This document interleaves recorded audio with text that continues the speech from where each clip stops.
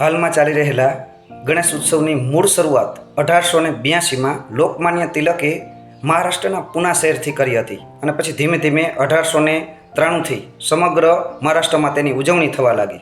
આ ઉજવણી પાછળનો મુખ્ય હેતુ એ વખતે અંગ્રેજો આપણા ઉપર રાજ કરતા હતા, તો એની સામે કઈ રીતે ટકી રહેવું એની રણનીતિ ઘડવા માટે મિત્રો આ ઉત્સવ નિમિત્તે લોકો એકબીજાને મળતા હતા. અને લોકમાન્ય તિલકે કીધું છે કે સ્વરાજ મારો જન્મસિદ્ધ અધિકાર છે, હું તેને લઈને જ જંપીશ.